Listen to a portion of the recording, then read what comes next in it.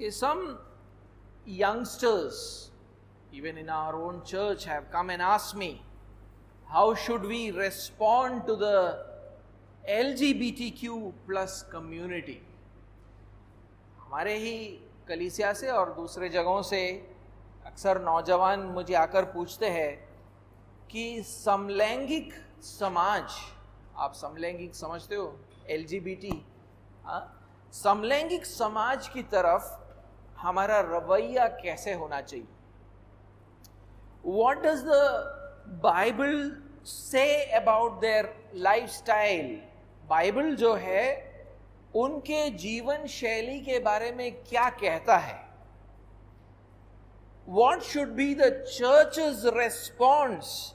Church की प्रतिक्रिया, कलीसिया की प्रतिक्रिया क्या होनी चाहिए उनकी तरफ? These are all important questions for which we should seek answers. और ये सारे महत्वपूर्ण सवाल है जिसके हमें जवाब ढूंढने हैं. But today's verse will help us to at least understand why they have such a lifestyle. और आज का आयत कम से कम हमें इस बात में मदद करेगा ये जानने के लिए कि उनकी जीवन शैली ऐसी क्यों है.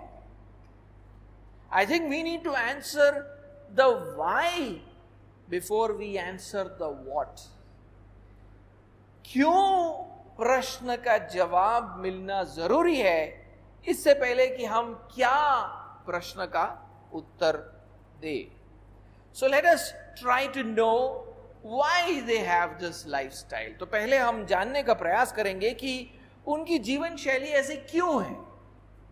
And then based on that, what should be our response to it? और उसके आधार पर हमारी क्या प्रतिक्रिया होनी चाहिए.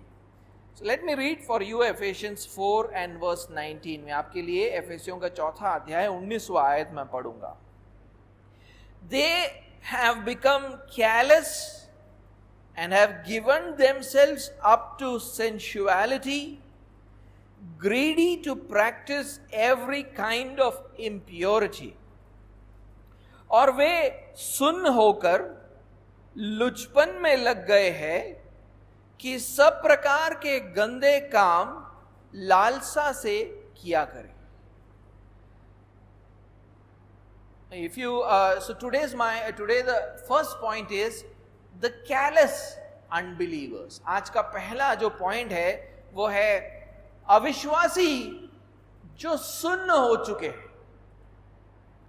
The callous unbelievers, अविश्वासी जो सुन्न हो चुके हैं. If you remember in verse 18, आपको अगर याद हो तो 18वें आयत में we learned that, हमने ये सीखा, when an unbeliever who is ignorant about God rejects God's revelation, then he becomes hard-hearted. कि जब एक अविश्वासी जो परमेश्वर के बारे में अज्ञात है और परमेश्वर के प्रकाशन को वो ठुकरा देता है तो उसके बाद उसका हृदय कठोर हो जाता है. And God's revelation has come to all human beings. और परमेश्वर का प्रकाशन हर मनुष्य के पास आया है. That is why the Bible says that God's attributes can be understood from creation. उसीलिए बाइबल कहता है कि सृष्टि हमें परमेश्वर के गुणों की समझ देता है. When we were doing the new believer study, हम जब नए विश्वासियों का जो स्टडी हर इतवार को जो चलता है, जब हम उसको कर रहे थे, we learned that, हमने ये सीखा, the way all things hold together in this world, it shows that God has to be a very smart God. कि जिस तरह इस दुनिया में दुनिया जो है एक होकर या सारी चीजें जो एक होकर कार्य करता है, वो इस बात को दर्शाता है कि परमेश्वर बहुत ही बुद्धिमान होना चाहिए. कि सारी सृष्टि एक होकर कैसे कार्य करता है. How whole creation works together in beautiful symphony. We also learned that the beauty and variety of created things show us that God has to be a very creative God. और हमने ये भी सीखा कि रची गई वस्तुओं की सुंदरता और उनमें जो विविधता है, उसको जब हम देखते हैं वो इस बात को दर्शाता है कि परमेश्वर अति रचनात्मक परमेश्वर है. We also learned that the mountains, the seas, and the powerful forces at work in our universe show us that God has to be a very powerful God. हमने सीखा कि पहाड़, सागर और इस संसार में कार्य करने वाली दूसरी सामर्थी ताकतें इस बात को दर्शाती है कि परमेश्वर अति ताकतवर परमेश्वर है. But human beings reject this revelation of God. लेकिन मनुष्य परमेश्वर के इस प्रकाशन को ठुकरा देता है. Instead of worshipping this very smart and powerful and creative God, they worship His creation. इस बुद्धिमान, इस रचनात्मक और ताकतवर परमेश्वर की आराधना करने के बदले मनुष्य उसके सृष्टि की आराधना करने लगता है. This shows that they have become hard-hearted. ये इस बात को दर्शाता है कि वो हृदय में कठोर हो चुके हैं. Paul begins today's verse by giving another name for that hard-heartedness. पौलुस आज का आयत उस हृदय की कठोरता को एक नया नाम देकर शुरू करता है. He says they have become callous. वो कहता है कि ऐसे लोग सुन हो चुके हैं. The word callous means to lose all sensitivity. सुन्न होने का मतलब है संवेदनशीलता को खो देना. This word was used for skin which lost all sensitivity. ये शब्द जो है सुन्न होना, ये चमड़ी के लिए इस्तेमाल किया जाता है जिसमें संवेदनशीलता नहीं रह गई. आप उसको कुछ करो तो आपको एहसास ही नहीं होगा. चमड़ी जिसमें कोई एहसास नहीं रह गया है. Skin which has got no sensitivity.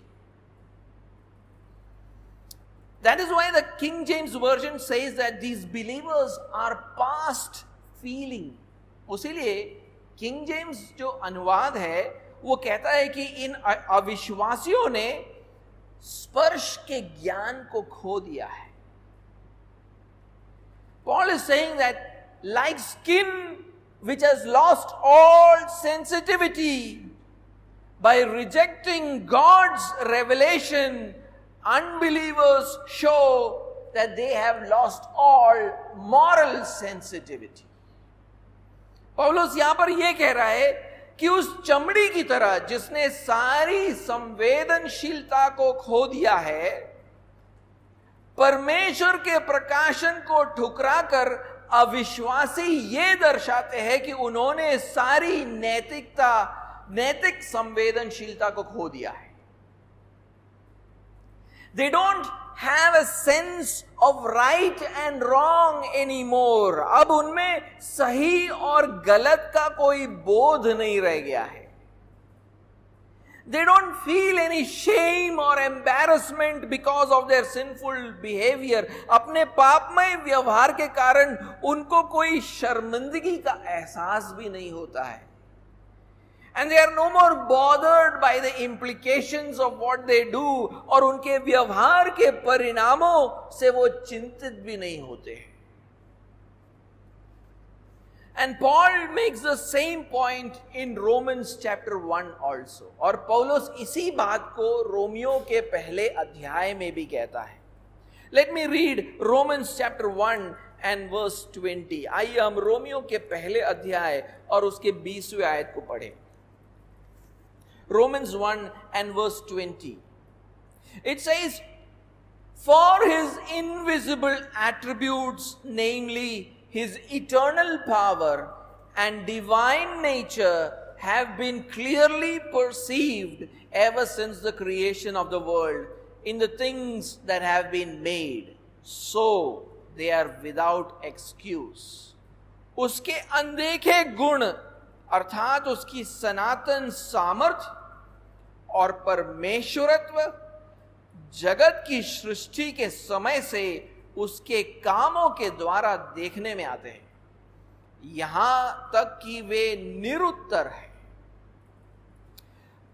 Paul says that God's invisible attributes, that is his power and his divine nature, have been clearly seen in the creation of this world. पौलुस कहता है कि परमेश्वर के अनदेखे गुण अर्थात उसका सामर्थ्य और उसका परमेश्वरत्व जगत की सृष्टि से देखने में आते हैं. Because it has been revealed to us through what has been made, that is through creation. क्योंकि परमेश्वर के कामों के द्वारा अर्थात सृष्टि के द्वारा वो हम पर प्रकट हुआ है. And therefore no human being has any excuse to say that he does not know God. इसीलिए किसी भी मनुष्य के पास ये एक्सक्यूज नहीं है, यानी कि वो निरुत्तर है. वो ये बोल नहीं सकता है कि मैंने परमेश्वर को नहीं जाना था. People cannot say that no one came to us with the gospel. कोई ये नहीं बोल सकता है कि कोई मेरे पास सुसमाचार लेकर नहीं आया. Or nobody can say somebody came and preached the false gospel to me, that is why I did not know God. ये भी नहीं बोल सकता कोई कि कोई मुझे झूठा सुसमाचार दे गया उसीलिए मैं परमेश्वर को नहीं जान सका. No. You look at creation outside, you can know God. आप सृष्टि को देखोगे तो आप परमेश्वर को जान सकते हो.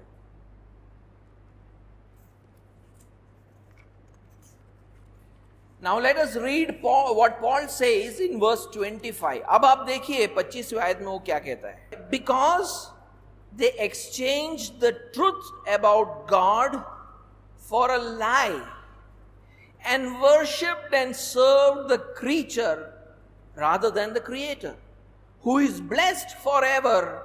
Amen. 25वां आयत कहता है, क्योंकि उन्होंने परमेश्वर की सच्चाई को बदलकर झूठ बना डाला, या सर परमेश्वर की सच्चाई के बदले झूठ को उन्होंने स्वीकार किया और सृष्टि की उपासना और सेवा की, ना कि उस सर्जनहार की जो सदा धन्य है. आमीन. But many people exchange the truth of God for a lie. Hindi अनुवाद ऐसे कहता है कि उन्होंने झूठ के साथ परमेश्वर के सत्य का सौदा किया. यानी हिंदी अनुवाद कहता है कि उन्होंने परमेश्वर की सच्चाई को बदलकर झूठ में बना डाला. ऐसा नहीं है, उन्होंने झूठ के साथ परमेश्वर के सत्य का सौदा कर दिया है. यानी झूठ ले लिया और परमेश्वर के सत्य को छोड़ दिया है. They don't want to accept the truth. उनको सत्य को स्वीकारना नहीं है. They want to hold on to the lies that they have believed. उनको वही झूठ चाहिए जिस पर उन्होंने विश्वास किया है. So what do they do? तो वो लोग क्या करते हैं? परमेश्वर को आप सृष्टि में देखकर समझ सकते हो. You can see God and understand Him through creation. But we don't do that. लेकिन हम नहीं करते. क्या करते? They worship the creation rather than the creator. वो सर्जनहार के बदले वो सृष्टि की उपासना करने लगते, उसकी सेवा करने लगते. Sun, moon, stars, rivers, mountains, earth, birds, animals.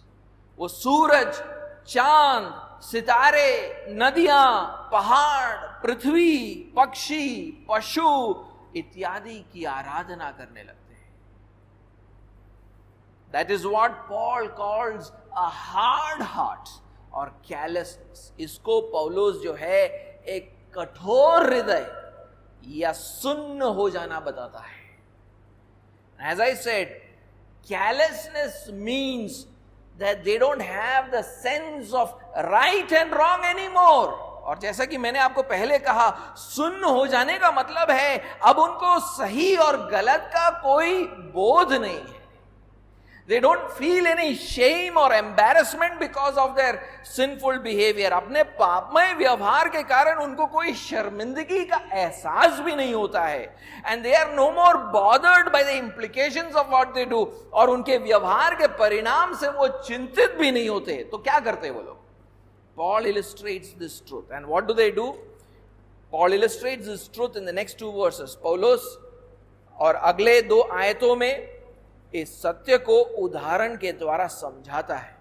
26 और 27 आयत को पढ़े. Let's read verse 26 and 27. For this reason, God gave them up to dishonorable passions. For their women exchanged natural relations for those that are contrary to nature. And the men likewise gave up natural relations with women and were consumed with passion for one another, men committing shameless acts with men and receiving in themselves the due penalty for their error. इसलिए परमेश्वर ने उन्हें नीच कामनाओं के वश में छोड़ दिया, यहां तक कि उनकी स्त्रियों ने भी स्वाभाविक व्यवहार को उससे जो स्वभाव के विरुद्ध है बदल डाला. वैसे ही पुरुष भी स्त्रियों के साथ स्वाभाविक व्यवहार छोड़कर आपस में कामातुर होकर जलने लगे और पुरुषों ने पुरुषों के साथ निर्लज्ज काम करके अपने भ्रम का ठीक फल पाया. When people become callous, one of its manifestations is that they begin to engage in perverted sexual behavior. जब लोग अपने हृदय में सुन्न हो जाते हैं, कठोर हो जाते हैं परमेश्वर के प्रति, उसकी अभिव्यक्ति का एक रूप यह है कि वे लोग विकृत लैंगिक व्यवहार को करने लगते हैं.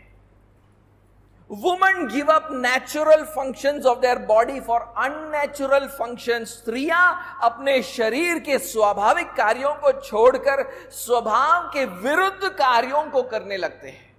And the men also do the same. और पुरुष भी यही करते हैं. What do they do? क्या करते हैं? Women begin to have sexual relations with women. स्त्री के साथ लैंगिक व्यवहार रखने लगते हैं. And men begin to have sexual relations with men. और पुरुष के साथ लैंगिक व्यवहार रखने लगते हैं. And this is not the only manifestation of the hard heart और carelessness. और ये कठोर हृदय अथवा सुन्न हो जाने का एकमात्र अभिव्यक्ति नहीं है. Read what he says in verse 28 to 31. 28 से 31 आयत में देखिए वो क्या बोलता है.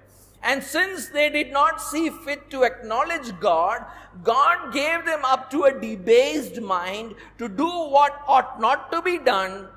They are filled with all manner of unrighteousness, evil, covetousness, malice. They are full of envy, murder, strife, deceit, maliciousness. They are gossips, slanderers, haters of God, insolent, haughty, boastful, inventors of evil, disobedient to parents, foolish, faithless, heartless, ruthless. कहता है जब उन्होंने परमेश्वर को पहचाना न चाहा तो परमेश्वर ने भी उन्हें उसके निकम्मे मन पर छोड़ दिया कि वे अनुचित काम करें.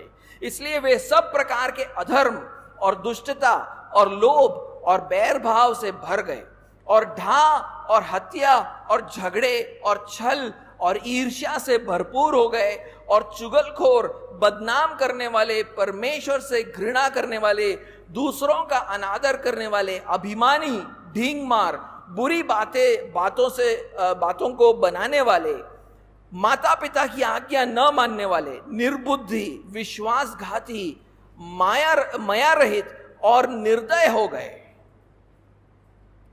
They are filled with such things, they are full of such things. ऐसे लोग जो है ऐसी बातों से भर गए हैं, भरपूर हो गए हैं. But here is the main point. लेकिन मुख्य बात तो अभी आने वाला है. See what is written in verse 32. 32वें आयत में देखिए क्या लिखा है. Though they know God's decree that those who practice such things deserve to die, they not only do them but give approval to them who practice them. वो कहता है वे तो परमेश्वर की ये विधि जानते हैं कि ऐसे ऐसे काम करने वाले मृत्यु के दंड के योग्य है, तो भी ना केवल आप ही ऐसे काम करते हैं वरन करने वालों से प्रसन्न भी होते हैं. They know that such a behavior is not acceptable to God, rather it makes them worthy of His judgment. वो जानते हैं कि ऐसा व्यवहार परमेश्वर को स्वीकार योग्य नहीं है, बल्कि ये व्यवहार उन्हें परमेश्वर के दंड के योग्य बनाता है. फिर भी still they not only do it but also give hearty approval to those who practice it. न केवल वो आप ही ऐसे काम करते हैं वरन करने वालों से प्रसन्न भी होते हैं. This shows their hard hearts. ये उनके कठोर हृदय को दर्शाता है. It shows their carelessness. ये उनके सुन्न मन को दर्शाता है. Most of us have witnessed LGBTQ plus community taking out a parade. हम में से ज्यादातर लोगों ने समलैंगिक समाज को परेड करते हुए देखा होगा. We would have seen them on the streets or on TV. आपने शायद उनको रास्तों पर या टीवी पर देखा होगा. रेनबो कलर का उनका फ्लैग होता है. There is a rainbow color flag that they use. And what is this parade called? और उनका ये जो परेड होता है इसको क्या कहा जाता है पता है? It is called a pride parade. इसको स्वाभिमान का परेड कहा जाता है. It is not a shame parade. ये कोई शर्म परेड नहीं है कि हमको शर्म आ रहा है हमारे व्यवहार से. वो बोलते हैं कि हमें इस पर अभिमान है कि हम समलैंगिक हैं. We are homosexuals. They take pride in that fact. It is a celebration and acceptance of who they are. ये उनके पहचान का उत्सव है और उसकी स्वीकृति है. As we read in Romans, this parade is taken out to give a hearty approval to their lifestyle. जैसा कि हमने रोमियो में पढ़ा कि ये परेड इसलिए निकाला जाता है ताकि ऐसे जीवन शैली रखने वालों के प्रति प्रसन्नता को दर्शाया जाए. But the Bible says that these are actually callous hearts which have exchanged the truth of God for a lie. लेकिन बाइबल ये कहता है कि ये तो सुन्न हृदय है जिन्होंने झूठ के साथ परमेश्वर के सत्य का सौदा किया है. They do not want to acknowledge God. परमेश्वर को पहचानना नहीं चाहते हैं. What do you think the church's response should be to such lifestyles? आपको क्या लगता है ऐसी जीवन शैली के प्रति कलीसिया का क्या प्रतिक्रिया होना चाहिए? Should we give them our support? क्या हम अपना समर्थन उन्हें दें? Should we even be sympathetic towards their cause? क्या हमें उनके प्रति सहानुभूति को दर्शाना है? Certainly not. बिल्कुल नहीं. We cannot give our support or even be sympathetic towards their cause. हम उन्हें समर्थन भी नहीं दे सकते और उनके प्रति सहानुभूति भी नहीं दर्शा सकते, because it comes from a callous heart which is in outright rebellion towards God and His Lords. क्योंकि ये व्यवहार एक सुन्न हृदय से उपजता है जिसने परमेश्वर और उसके नियमों के प्रति खुलकर बलवा किया है. My next point, मेरा दूसरा पॉइंट है slaves to sensuality. लुचपन के दासत्व में. Paul gives further commentary on the lifestyle of the callous unbelievers. Apollos जो है इन सुन्न अविश्वासियों के जीवन शैली पर और टिप्पणी करता है. क्या कहता है वो? He says in our verse, हमारे आयत में वो कहता है, having become callous, they have given themselves over to sensuality for the practice of every kind of impurity and greediness, with greediness. और वे सुन्न होकर लुचपन में लग गए कि सब प्रकार के गंदे काम लालसा से किया करें. Paul says the callous unbelievers give themselves over to sensuality. पौलुस कहता है, अपने लेख में कहता है कि सुन्न अविश्वासी अपने आप को लुचपन के हाथों में सौंप देता है. ऐसे लिखता है, आप उसका यथा शब्द आप उसको पढ़ोगे तो ऐसे लगता है, बोलता है कि सुन्न हृदय वाले लोग जो अपने मन को कठोर कर चुके हैं परमेश्वर की ओर, वो अपने आप को फिर लुचपन को सौंप देते हैं. That word sensuality refers to all kinds of perverse sexual behavior. वो जो शब्द है लुचपन, वो अलग अलग प्रकार के विकृत लैंगिक व्यवहारों को दर्शाता है. For example, in Romans chapter 13 and verse 13, it is coupled with sexual promiscuity. उदाहरण के रूप में रोमियो के 13वें अध्याय 13वें आयत में लुचपन को व्यभिचार के साथ एक संयोजित ढंग से लिखा गया है. हम उसको पढ़े, रोमियो का 13वां अध्याय और उसका 13वां आयत.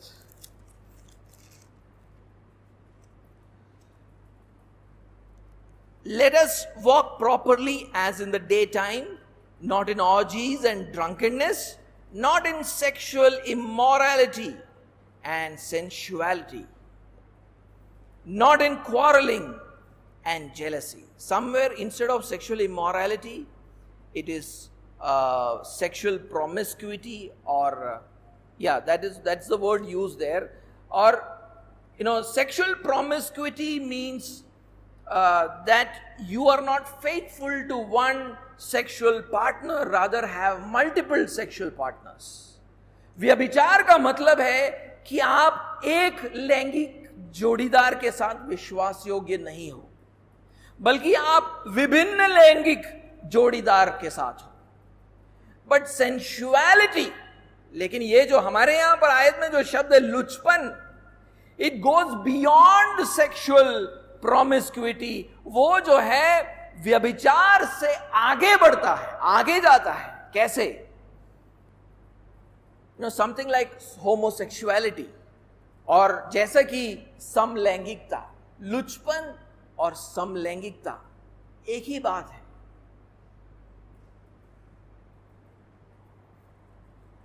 Sensuality, homosexuality, both are similar.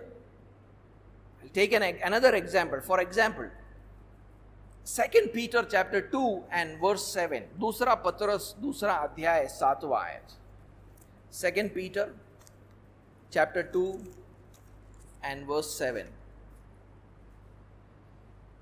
दूसरा पत्रस दूसरा अध्याय 7वां आयत. And if he rescued righteous Lot, greatly distressed by the sensual conduct of the wicked. और धर्मी लूत को जो अधर्मियों के अशुद्ध चाल चलन से, या अशुद्ध चाल चलन जो शब्द लिखा है वहां पर, वो है वही शब्द है लुचपन. और धर्मी लूत को जो अधर्मियों के लुचपन से बहुत दुखी था, छुटकारा दिया. He was talking about men of Sodom who wanted to have sexual relations with the male guests at Lot's house. वो वहां पर सदोम के पुरुषों के बारे में बात कर रहा है जो लूत नामक व्यक्ति के घर पर आए पुरुष अतिथियों के साथ लैंगिक संबंध बनाना चाहते थे. I want you to read that portion. मैं चाहता हूं कि उस खंड को आप पढ़े. उत्पत्ति का किताब Genesis chapter 19 and verse 4 and 5, देखिए वहां पर क्या होता है। उत्पत्ति का 19वां अध्याय और उसका 4था और 5वां आयत। Genesis 19 verse 4 and 5. But before they lay down, the men of the city, the men of Sodom, both young and old, and all the people to the last man surrounded the house. And they called to Lot, "Where are the men who came to you tonight? Bring them out to us, that we may know them."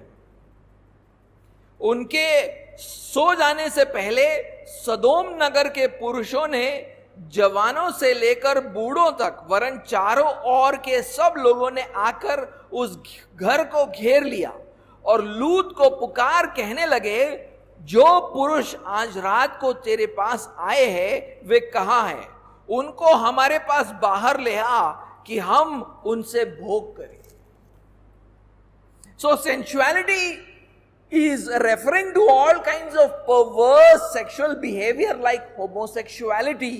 तो यहां पर लुचपन जो शब्द है वो हर प्रकार के विकृत लैंगिक व्यवहारों को दर्शाता है, जैसे कि समलैंगिक व्यवहार। That is why a couple of translations translate it as indecent behavior or indecency. उसीलिए कुछ आयत जो है इसका अनुवाद, लुचपन का अनुवाद करता है अभद्रता या अश्लीलता से।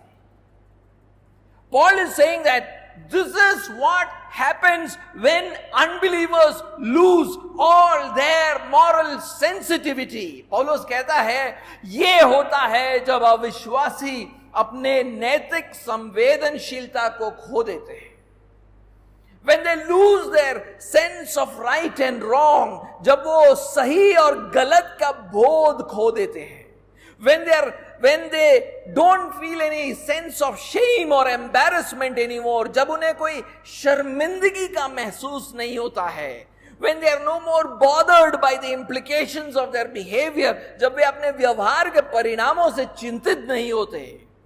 They give themselves over to a perverse sexual behavior. वो अपने आप को विकृत लैंगिक व्यवहार के हाथों में सौंप देते हैं। That phrase there, वो जो पद है वहां पर, give themselves over to, जैसे कि पौलुस वहां पर लिखता है अपने आप को लुचपन को सौंप देते हैं, वो बंदी बन जाते हैं लुचपन के। It shows that these unbelievers are no more in control of their own conduct. ये इस बात को दर्शाता है कि ये जो लोग हैं वो अपने ही व्यवहार के नियंत्रण में नहीं रह गए हैं। Rather, this perverse sexual behavior has arrested them and it makes them do whatever it pleases. बल्कि ये विकृत लैंगिक व्यवहार उनको बंदी बना लेता है और उनसे वो सब कुछ करवाता है जो वो चाहता है। That is why Paul says they have given themselves over to sensuality for the practice of every kind of impurity. इसलिए पौलुस कहता है वे लुचपन में लग गए हैं ताकि सब प्रकार के गंदे काम किया करें। When you are in bondage to a perverse sexual behavior, it produces all kinds of other deviant behaviors. जब आप एक विकृत लैंगिक व्यवहार के बंदी बन जाते हो, वो हर प्रकार के दूसरे विकृत व्यवहारों को उत्पन्न करता है। It produces all kinds of other deviant behaviors. हर प्रकार के दूसरे विकृत व्यवहारों को उत्पन्न करता है, which Paul refers to here as impurity, जिसको पौलुस गंदे काम बताता है।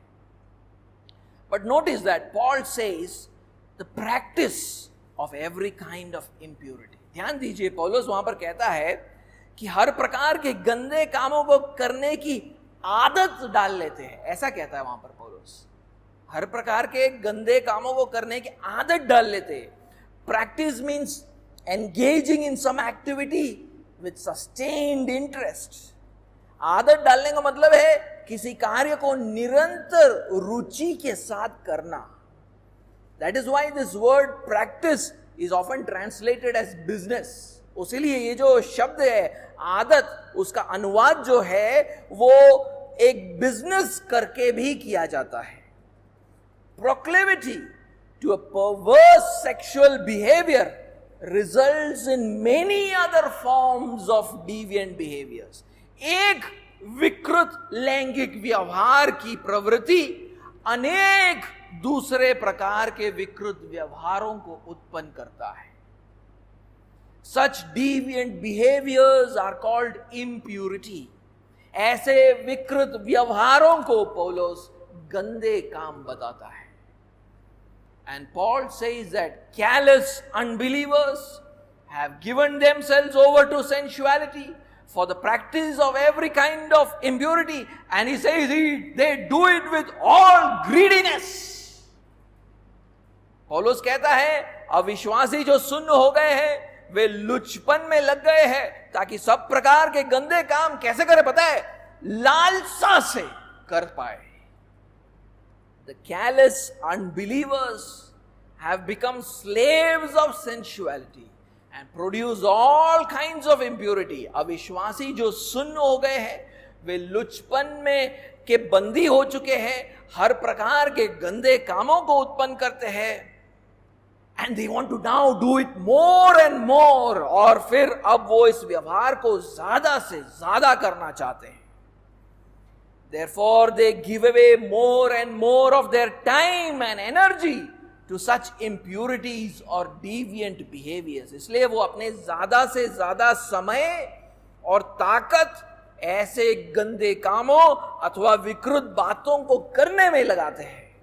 They become addicted to it. वो लालसा में फंस जाते हैं. They cannot live without it. इसके बिना वो जी नहीं सकते हैं. That is why many translations say that they are greedy to practice every kind of impurity. उसीलिए बहुत से अनुवाद ऐसे कहता है कि वे गंदे कामों को करने में लोभी बन जाते हैं. There are all types of perverse sexual behaviors out there. इस दुनिया में बहुत प्रकार के विकृत लैंगिक व्यवहार है. Homosexuality is just one of them. समलैंगिक व्यवहार उनमें से सिर्फ एक है. But there are many social evils that come out of homosexuality. लेकिन इसमें से बहुत सारे समलैंगिक व्यवहार में से बहुत सारे सामाजिक बुराइयां उत्पन्न होती है. फॉर एग्जाम्पल, उदाहरण के रूप में, there is a high crime rate among its adherents. इसके अनुयायियों में, समलैंगिक समाज के अनुयायियों में अपराध का दर काफी ज्यादा है. They often engage in predatory sexual behavior against children. अक्सर बच्चों के खिलाफ हिंसक लैंगिक व्यवहार को दर्शाते हैं. They often become vehicles of sexually transmitted diseases. और अक्सर यौन संक्रामक रोगों का वाहन बन जाते हैं. Homosexuality is a form of sensuality that leads to every kind of impurity. समलैंगिकता एक प्रकार का लुचपन है जो हर प्रकार के दूसरे गंदे कामों को उत्पन्न करता है. And it is also done with a lot of greediness. और इसको बड़े लोभ के साथ किया जाता है. Homosexuals are normally not satisfied with one partner experience. समलैंगिक लोगों को अक्सर एक जोड़ीदार से फिर संतुष्ट नहीं होते हैं. वो They usually want multiple sexual partners giving them varied experiences. उनको बेहतर अनुभव के लिए विभिन्न लैंगिक जोड़ीदार चाहिए होता है. Paul is saying that such a slavery to sensuality reflects their callous heart or a hard heart which has rejected the truth about God. पौलुस कहता है कि लुचपन का दासत्व उनके कठोर हृदय अथवा सुन्नता को दर्शाता है जिसने परमेश्वर के सत्य को ठुकरा दिया है.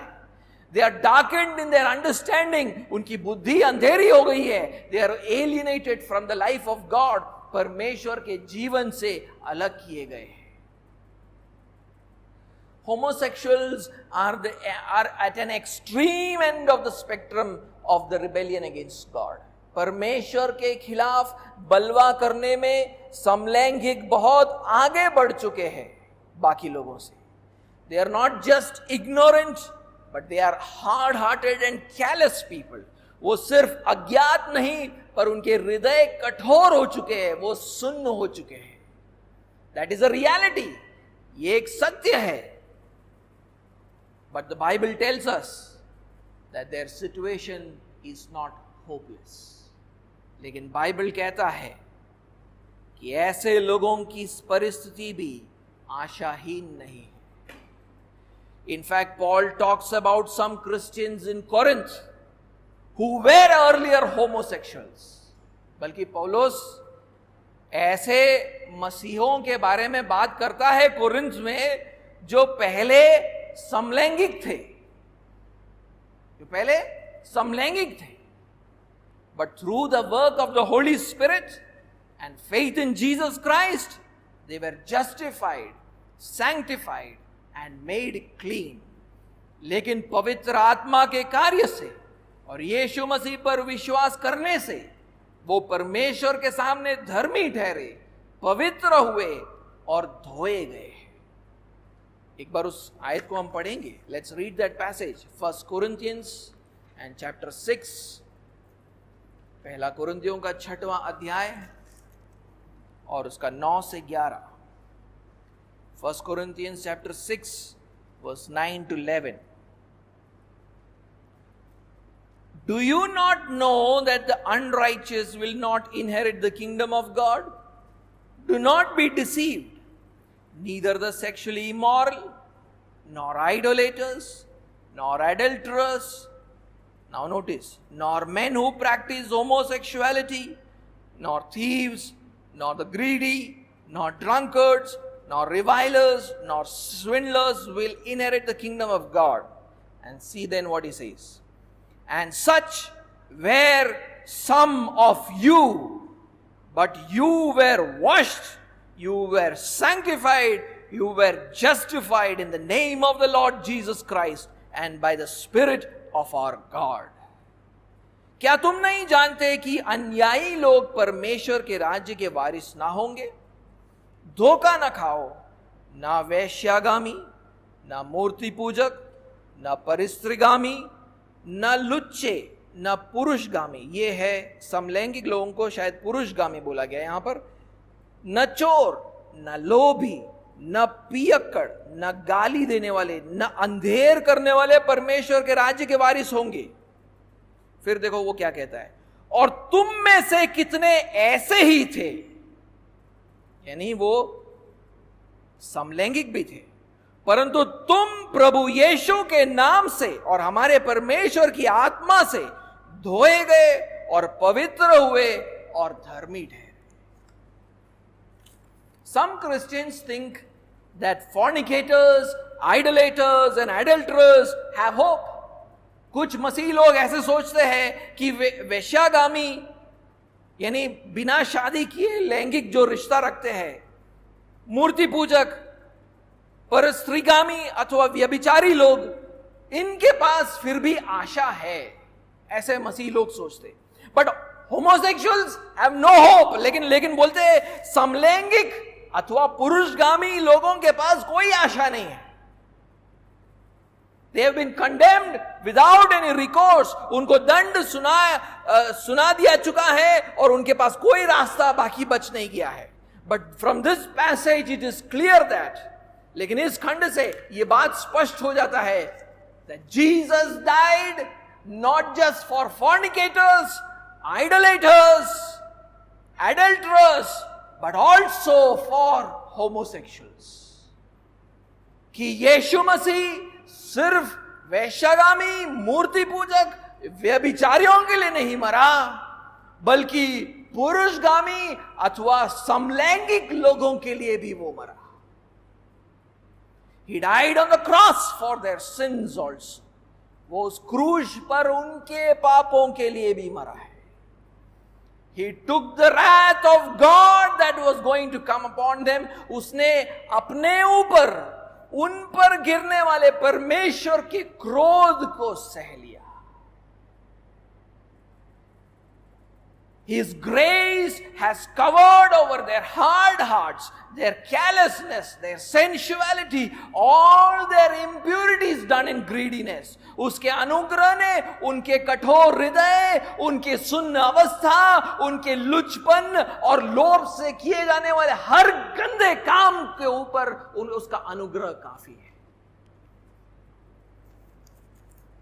And this grace can come into the lives of homosexuals living around us when we hold out the hope of the gospel to them.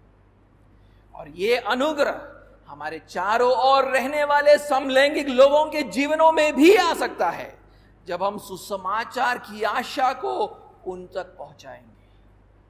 That is why homosexuals living around us should be part of our gospel ministry. इसीलिए समलैंगिक लोग जो हमारे चारों ओर रहते हैं वो हमारे सुसमाचार की सेवकाई के दायरे में होने चाहिए. We should show them the same love that we show to other sinners living around us. हम जो प्रेम बाकी पापी मनुष्यों को दिखाते हैं वही प्रेम हमें उनको भी दिखाना है. Because we want to see them come to faith and become our brothers and sisters. क्योंकि हम चाहते हैं कि वो भी विश्वास में यीशु मसीह के ऊपर विश्वास करे और हमारे भाई और बहन बने.